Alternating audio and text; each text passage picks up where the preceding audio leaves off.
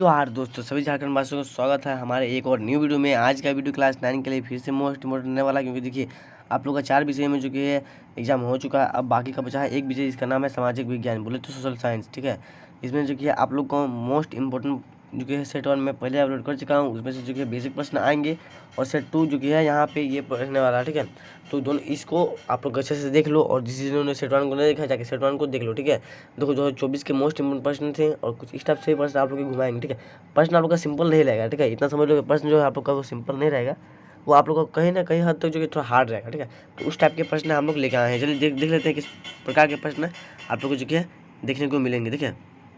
देखिए पहला प्रश्न आप लोग कुछ इस प्रकार का रहने वाला है कि फ्रांस की सम्राट, ठीक है, फ्रांस के सम्राट लुई 16 को न्यायालय द्वारा निम्न में से किस कारण फांसी की सजा दी गई थी। ठीक है, तो देखो इसमें जो कि ऑप्शन है, तो आप लोग इनमें से सही मत मानना। ठीक है, पहले क्वेश्चन को पढ़ना फिर समझना। तो किसानों पर अत्याचार के कारण नहीं होगा। ठीक है, देशद्रोह के कारण। ठीक है, देशद्रोह के कारण जो कि बहुत ही बड़ा अपराध था और उस कारण इनको फांसी दिया गया। तो ऑप्शन नंबर बी यहाँ पे राइट उत्तर हो जाएगा। नेक्स्ट प्रश्न को देखते हैं। नेक्स्ट प्रश्न यहाँ पे देखिए आप लोग का प्रश्न संख्या 2 में यहाँ पे है कि फ्रांसीसी क्रांति। ठीक है, फ्रांसीसी क्रांति के दौरान 4 अगस्त 1789 की रात को नेशनल असेंबली द्वारा किए गए प्रस्तावना को पारित किए गए थे। ठीक है, प्रस्तावना को जो कि पारित किया गया था, तो कौन से प्रस्तावना थे, तो यहाँ पे देखिए दायित्व और करों की संबंधी व्यवस्था को समाप्त करना, पादरी वर्ग के सदस्य को भी अपने विशेष अधिकार छोड़ने के लिए मजबूर करना, धार्मिक कर समाप्त कर और चर्च के स्वामित्व वाले भूमि जब्त करना, इनमें से सभी। तो इसका उत्तर हो जाएगा इनमें से सभी। ठीक है, ऑप्शन नंबर डी हो जाएगा, यानी कि इनमें से सभी। तो देखिए मैं फिर से बता रहा हूँ कि बेसिक प्रश्न जो रहेंगे कल, उसमें आप लोग को उपयुक्त सभी या इनमें से सभी बहुत ज़्यादा रहेगा। ठीक है, तो आप लोग को ऐसा नहीं करना कि इनमें से सभी मारना, आप लोग को पहले प्रश्न को देखना। ठीक है, देखिए जितने भी इसके उत्तर थे, ठीक है, जितने भी मतलब विकल्प थे, सभी विकल्प देखिए लॉन्ग लॉन्ग विकल्प थे, तो लॉन्ग विकल्प रहेंगे मतलब इनमें से सभी होगा। लेकिन कहीं आप लोग को छोटा विकल्प देखने को मिलेगा, तो उस चीज़ को आप लोग देख लेना कि छोटा विकल्प है, कहीं उत्तर वही तो नहीं, और एक बार आप लोग याद कर लीजिएगा तो अच्छा बात रहेगा। ठीक है, और उसमें आप लोग मार सकते हो इनमें से सभी, या फिर जो छोटा रहेगा उसको, तो उसमें आप लोगों का सही होने की चांस जो कि 90% तक बढ़ जाता है। नेक्स्ट प्रश्न देखते हैं। नेक्स्ट प्रश्न देखिए आप लोग यहाँ पे तीसरा नंबर का है कि औद्योगिक समाज एक पूंजीवाद समाज है, यह विचार किसका था। ठीक है, तो यह विचार जो कि किसका था, तो रॉबर्ट ओवेन का था। ठीक है, रॉबर्ट ओवेन का था। अच्छे तरह से देख लीजिएगा, ऐसे जो कि है विचार, ठीक है, एक या दो विचार ऐसे पूछता है। नेक्स्ट प्रश्न देखते हैं। नेक्स्ट प्रश्न यहाँ पे देखिए, रूसी इतिहास में निम्न में से, ठीक है, किस क्रांति को खूनी रविवार के नाम से याद किया जाता है। ठीक है, तो 1905 की क्रांति को जो कि है खूनी रविवार के नाम से जाना जाता है। ठीक है, 1905 की क्रांति खूनी रविवार के नाम से जाना जाता है। हो सकता है इस पर पूछ लिए 1905 की क्रांति को किस नाम से जाना जाता है, तो आप लोग बोलना खूनी जो कि है रविवार के नाम से जानी जाती है। नेक्स्ट प्रश्न देखते हैं। नेक्स्ट प्रश्न यहाँ पे आप लोग का है, जर्मनी को संकट से निकालने के लिए डैवी योजना किसने बनाई। बिल्कुल ऐसी जितनी भी योजना है और जो संकट से निकालता है वो अमेरिका होता है। ठीक है, तो ऑप्शन नंबर सी हो जाएगा राइट उत्तर, यानी कि अमेरिका।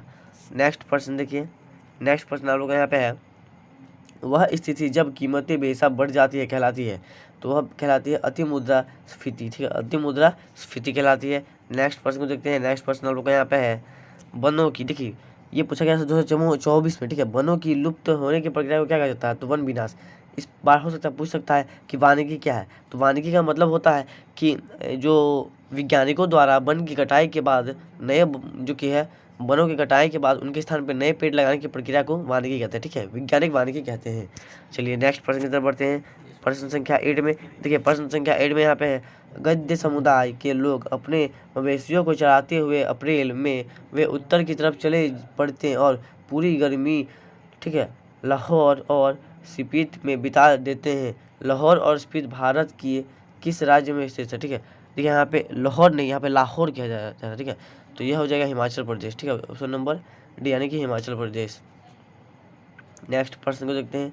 नेक्स्ट प्रश्न आप लोग का यहाँ पे है, 1871 में ब्रिटिश औपनिवेशिक सरकार द्वारा पारित सबसे खराब कानून में से एक निम्न में से कौन सा है, तो देखिए इसका हो जाएगा ऑप्शन नंबर जो कि है बी। ठीक है, आपराधिक जनजाति अधिनियम। ठीक है, आपराधिक जनजाति अधिनियम, ऑप्शन नंबर बी। नेक्स्ट प्रश्न को देखते हैं। नेक्स्ट प्रश्न यहाँ पे देखिए आप लोग का है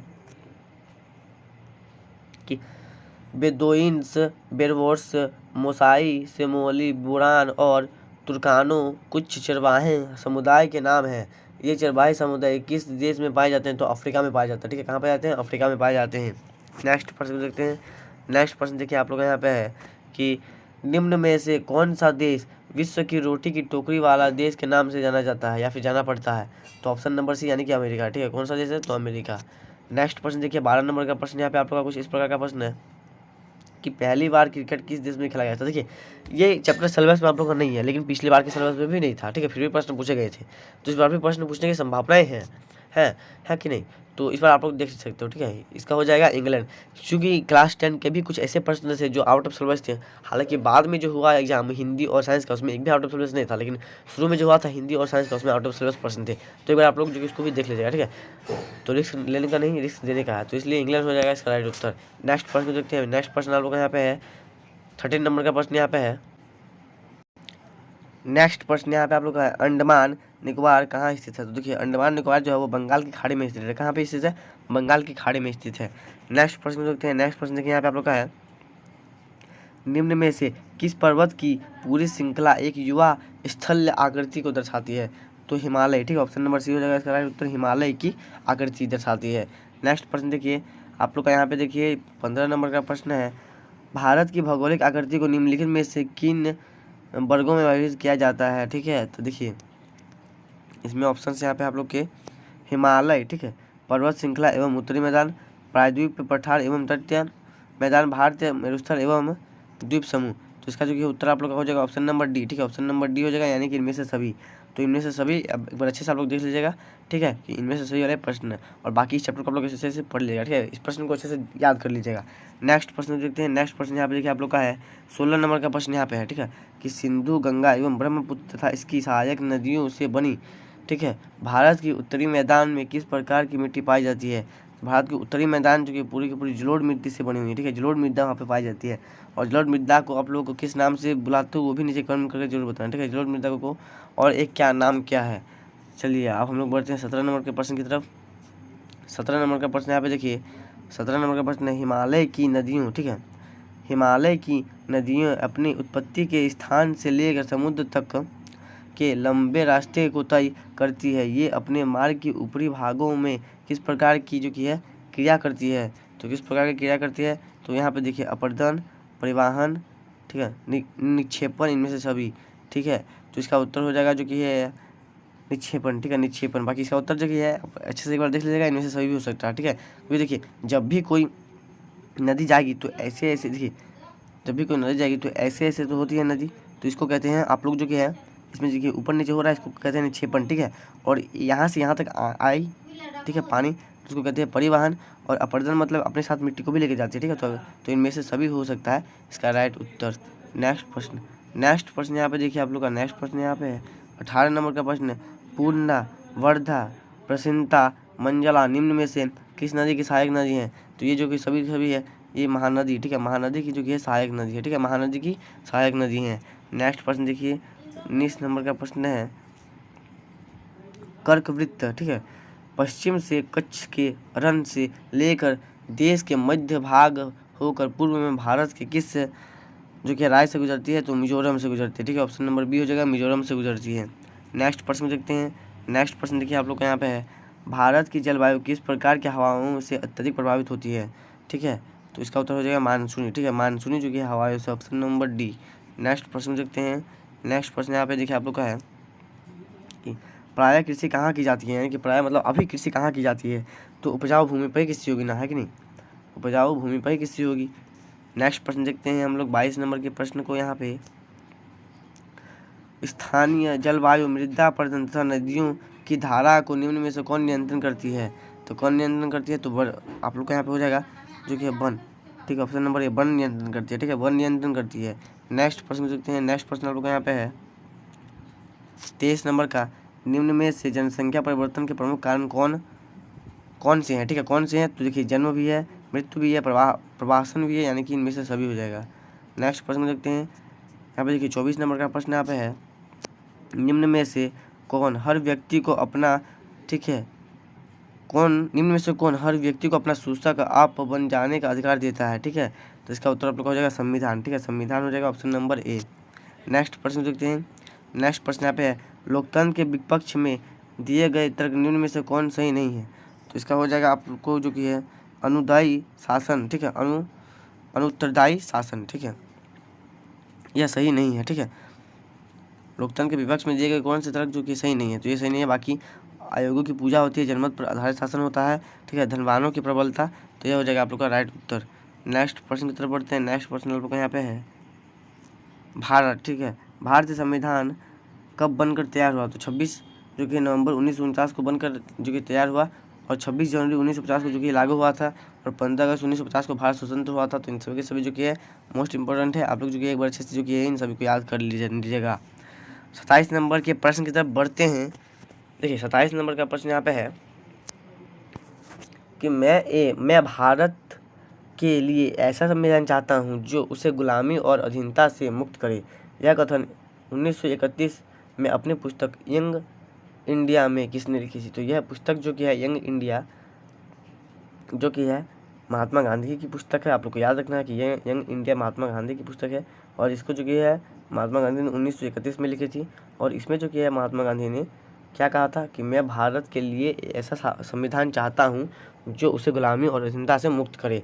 तो एक क्वेश्चन के 3 जो कि उत्तर हो सकते हैं, और तीनों से जो कि प्रश्न बन के पूछे जा सकते हैं। नेक्स्ट प्रश्न को देखते हैं। 28 नंबर का प्रश्न यहाँ पे देखिए।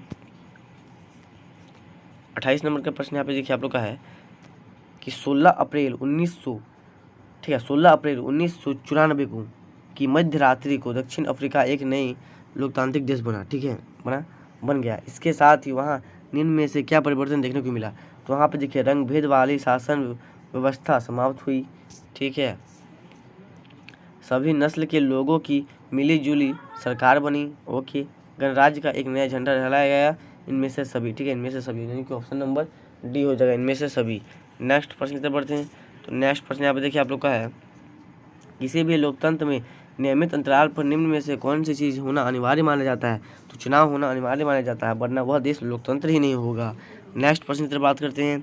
30 नंबर के प्रश्न है, इसके बाद 10 प्रश्न और बचे हुए हैं।